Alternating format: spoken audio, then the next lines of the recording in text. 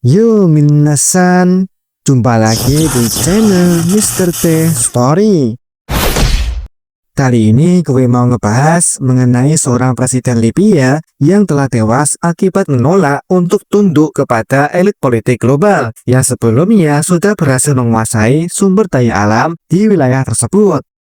Beliau ini bukanlah sembarang beliau.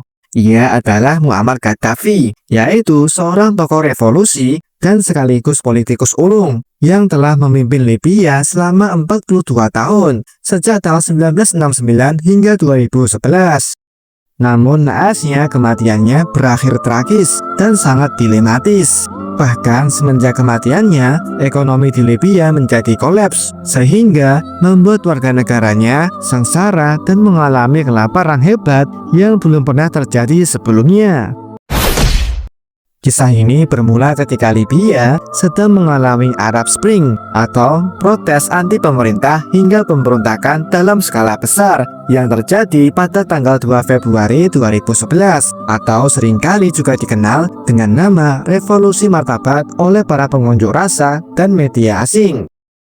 Pada awalnya, aksi unjuk rasa ini hanya berada di wilayah Libya bagian timur, yaitu Benghazi.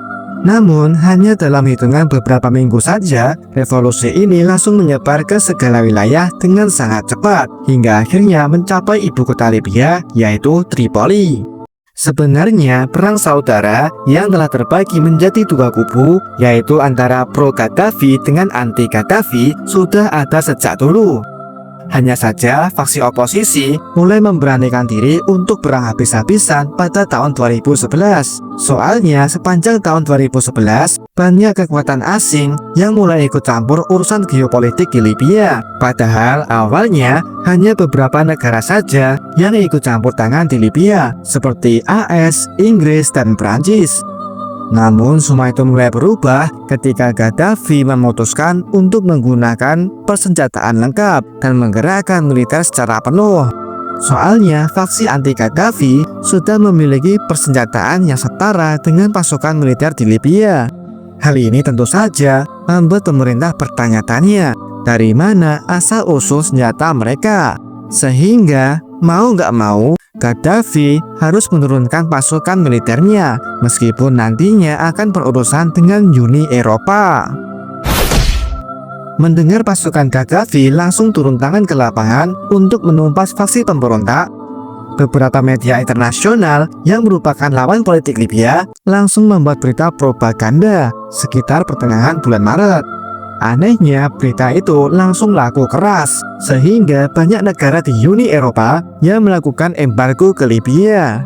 Namun hal tersebut tidak membuat situasi menjadi reda, tetapi malah semakin menyala. Hingga akhirnya terjadilah peperangan besar yang gak pernah terbayangkan oleh siapapun pada masa itu. Soalnya, pasukan pemberontak telah mendapatkan dukungan penuh dari pihak koalisi militer Amerika Eropa demi menumbangkan rezim Gaddafi.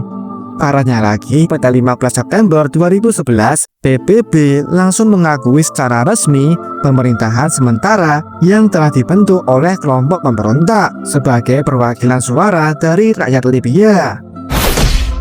Jika mengingat sejarah Libya, Gaddafi merupakan seorang politikus yang hebat karena mampu membebaskan Libya dari jeratan para kapitalis asing, mengangkat derajat kehidupan rakyatnya, meminimalisir pengangguran, meningkatkan kualitas pendidikan, dan masih banyak lagi. Namun naasnya, ia wafat dengan cara dibunuh secara keji oleh kelompok pemberontak yang nyatanya didukung penuh oleh pihak asing dengan iming-iming kebebasan yang sebenarnya hanyalah fata morgana.